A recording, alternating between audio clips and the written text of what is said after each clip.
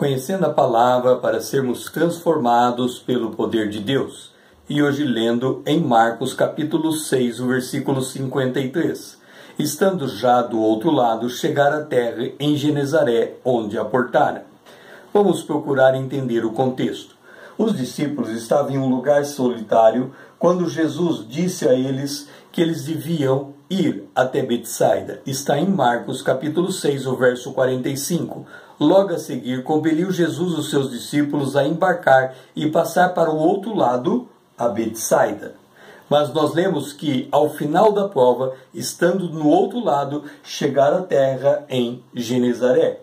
Eles iriam para a esquerda e chegaram à direita. Mudaram completamente a rota. O que fez com que a rota fosse mudada? Se nós voltarmos à história e compreendermos o que eles estavam fazendo e naquele lugar solitário, o objetivo do Senhor era encontrar um lugar de descanso para os seus discípulos. Em Marcos capítulo 6, verso 31, disse Jesus: "Vinde repousar um pouco à parte no lugar deserto, porque eles não tinham tempo nem para comer, visto ser numerosos os que iam e vinham." Eles precisavam descansar. No entanto, não encontravam esse lugar, porque por onde quer que eles se achegavam, a multidão se achegava também, buscando algo de Deus na vida deles. Mas a Bíblia diz que há tempo para todo propósito debaixo do céu. Ou seja, há tempo de guerra, tempo de paz. Está em Eclesiastes capítulo 13, o versículo 8. Há tempo em que eles tinham que servir a multidão, mas há tempo que eles tinham que alcançar o refrigério para a sua alma. Eles precisavam descansar. E isto o Senhor estava providenciando para eles, porque Jesus, que havia alimentado o povo no deserto, era o mesmo Deus que no deserto guiava o povo por meio da nuvem durante o dia e coluna de fogo durante a noite. E em Números capítulo 33, nós lemos os muitos acampamentos e as muitas partidas de Israel, e a história era contada sempre da seguinte forma: e eles partiram e eles acamparam, e eles partiram e eles acamparam. Muitos de nós não conseguimos viver os tempos de Deus, nós acabamos invertendo esta lógica. Quando o Senhor nos dá um tempo de descanso, nós ficamos tão afadigados, preocupados com as lutas que temos passado, que não descansamos naquele tempo de descanso.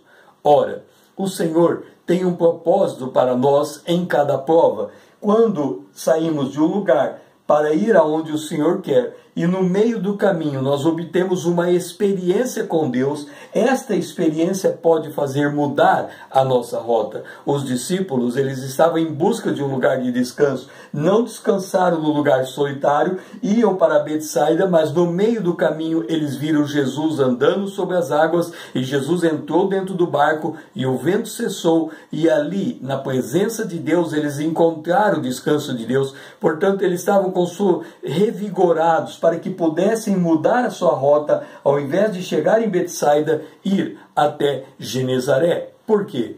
Porque 1 Coríntios capítulo 2, o versículo 9 diz: "Mas como está escrito, nem olhos viram, nem ouvidos ouviram, nem jamais penetrou em coração humano o que Deus tem preparado para aqueles que o amam."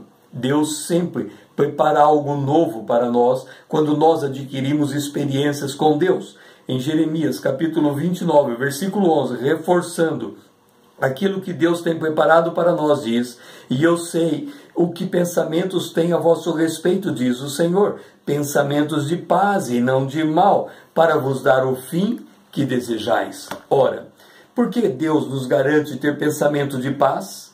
Porque na prova, o nosso sentimento muitas vezes é desalento, desânimo, medo, frustração.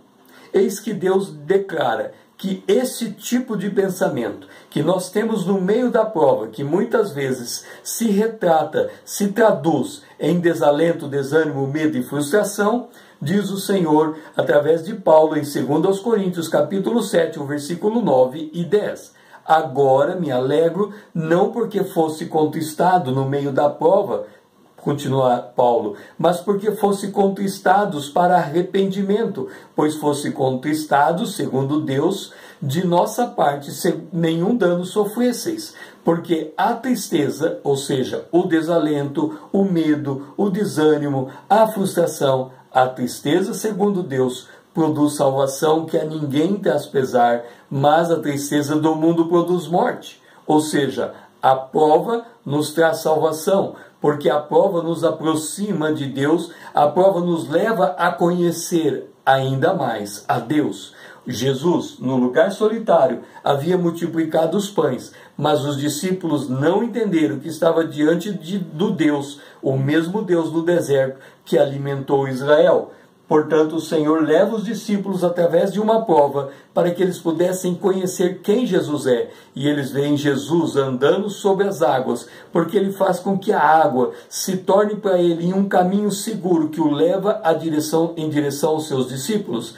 E eles veem Jesus entrando dentro do barco e acalmando a tempestade, acalmando o vento contrário.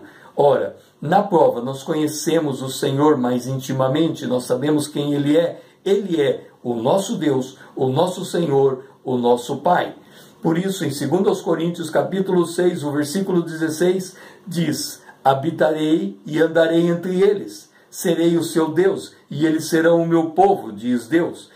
No verso 18, serei o vosso Pai, e vós sereis para mim filhos e filhas, diz o Senhor, o Todo-Poderoso. Diante de tais promessas, o que nos resta fazer, segundo aos Coríntios, capítulo 7, o versículo 1.